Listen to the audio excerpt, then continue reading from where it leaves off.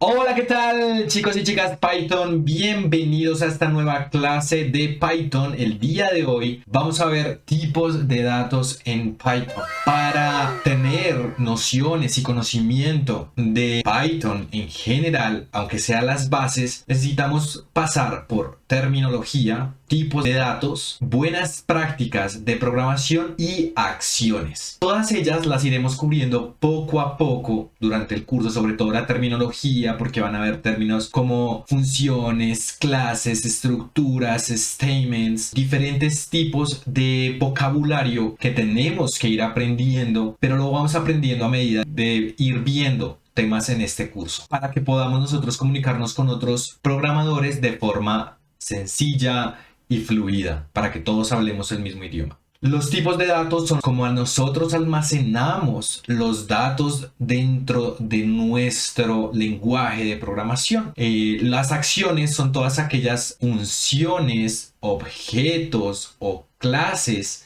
que nosotros tenemos que ir llamando en Python para poder hacer diferentes acciones. Ya también lo veremos más adelante sobre la marcha, vamos mirando todo eso. Y las buenas prácticas, y siempre tienen que tenerlas en cuenta, eso vamos a ir a medida que van viendo cómo programo, van viendo qué son buenas prácticas y vamos a tratar de integrar todas las buenas prácticas desde el inicio para que aprendiendo de una vez se nos vaya quedando la forma correcta de hacer programación. Sin más dilación, vamos a empezar con el primer tema de hoy, que son los tipos de datos en Python. En Python tenemos diferentes tipos de datos, como son los números, los strings o los caracteres, las listas, diccionarios, tuplas, sets, booleanos, archivos y tipo non. Los tipos de datos en Python, más que todo, se encargan de almacenar o darle una forma específica a una variable. Cuando hablamos de números, existen, en este caso, lo pongo tres tipos de números que son enteros, flotantes y complejos. Más adelante vamos a ver cómo son un tipo de entero, cómo es un tipo flotante, cómo es un tipo complejo. Lo importante conocer es que cada uno de ellos ocupa un espacio diferente dentro de la memoria. El intérprete del que ya habíamos hablado en los anteriores capítulos, si te lo perdiste, es el primer video, te lo dejo en la descripción. El intérprete lee de diferente forma según sea el tipo de dato y lo interpreta de diferente forma, convirtiéndolo en unos y ceros de maneras diferentes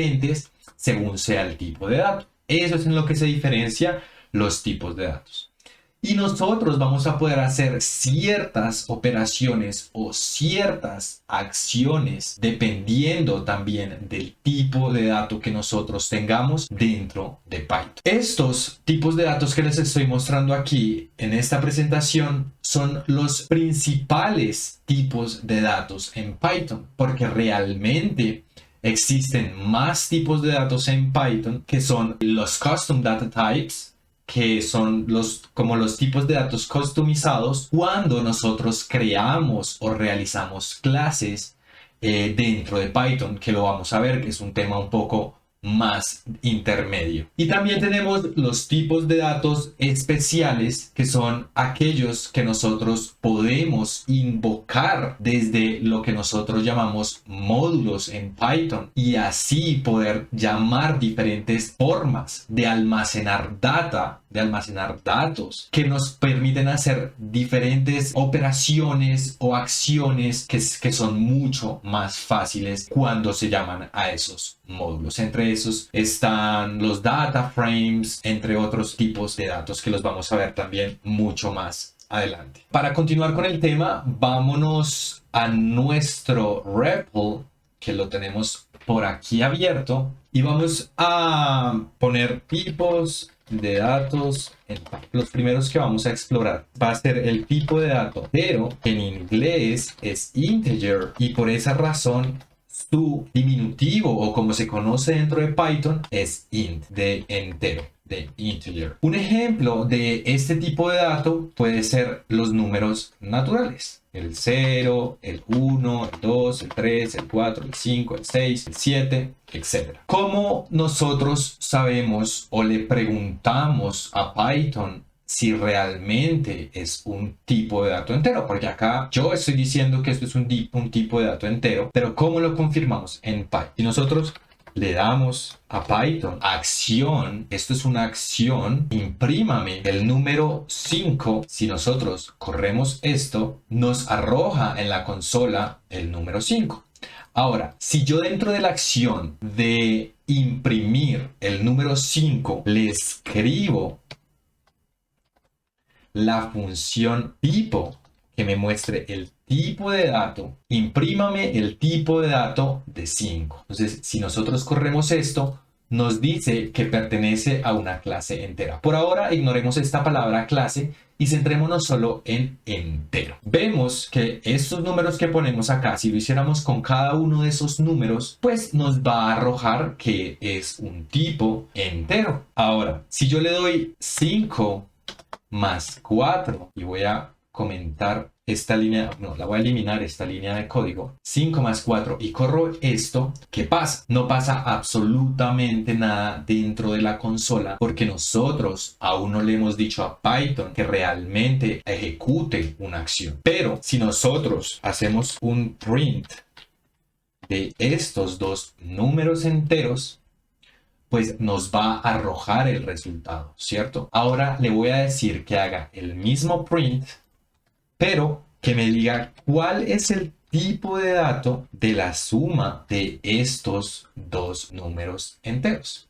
Entonces ahí me dice que 5 más 4 es 9, que es este de acá, y que el número que salió de esa suma es un tipo entero. Ahora, ¿qué pasa si yo le digo a Python que me imprima 5 menos 4 y acá 5 por 4 y también que haga 5 dividido en 4? Vamos a ver qué pasa. Entonces nos dice que la clase es un entero del 5 más 4, que 5 menos 4 es 1, que 5 por 4 es 20 y que 5 dividido 4 es 1.25. Ahora quiero que para cada uno de ellos me arroje el tipo de dato de la operación. Entonces es acá donde nos dice que 5 más 4 es 9, que nos ejecuta la acción, que esa operación es entera, la operación de resta es también entera, que la operación de la multiplicación es entero, pero que la operación del 5 dividido 4 es un flotante. Entonces aquí ya podemos entrar a mirar los tipos de datos flotantes, que en inglés es float, y que su tipo de dato es float al igual. Ese tipo de datos es 1.0, 2.1, 4.5.5, 4.6, etc.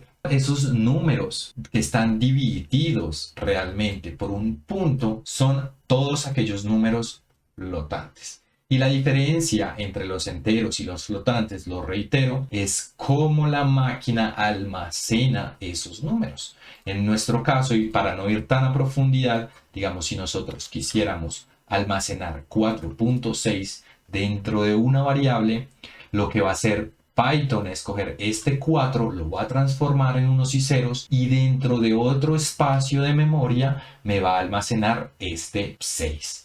Y me va a decir que eso está unido en espacio de memoria. Por eso, una conclusión muy básica sería que almacenar tipos de datos flotantes consume más memoria que almacenar tipos de datos enteros. ¿Qué otras operaciones existen acá dentro de Python? Aprovechemos que ya tenemos esta parte acá. Entonces también podemos poner esto por acá, pero sin el time.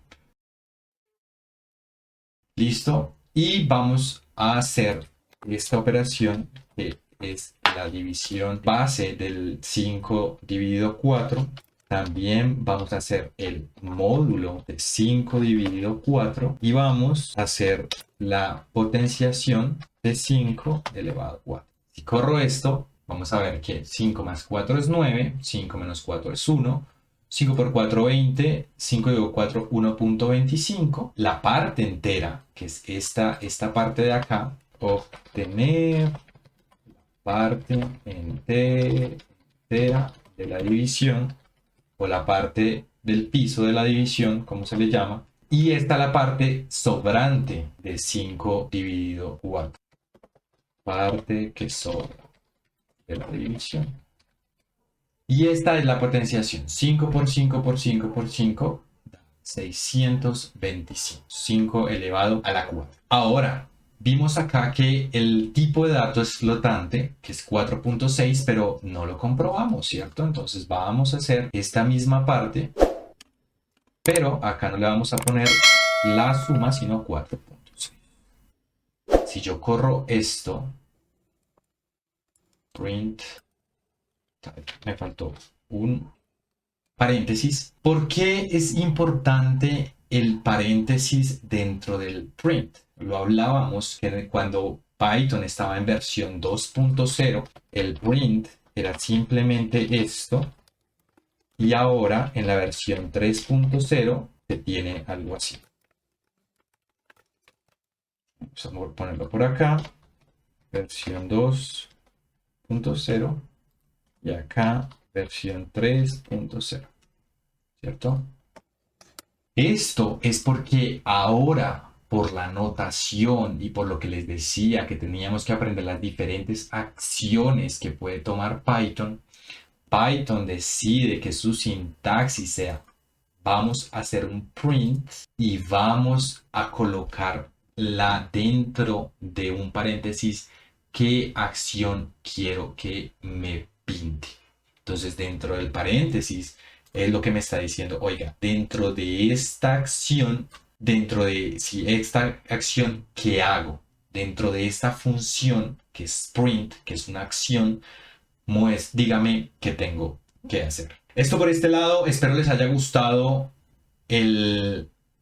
la clase de tipos de datos y la clase de tipos de datos enteros y flotantes. Nos vemos en una próxima entrega. Recuerden activar la música de fondo, que les permitirá aprender mucho más rápido y retener mucho más la información. Si escuchaste toda esta clase y no pusiste la música de fondo, ve a mi playlist, activa la música de fondo y repite la clase si es necesario. Si no, avanza a la siguiente clase. Abajo en la descripción te dejo el video de por qué es importante escuchar la música de fondo. Muchísimas gracias y que estés muy bien.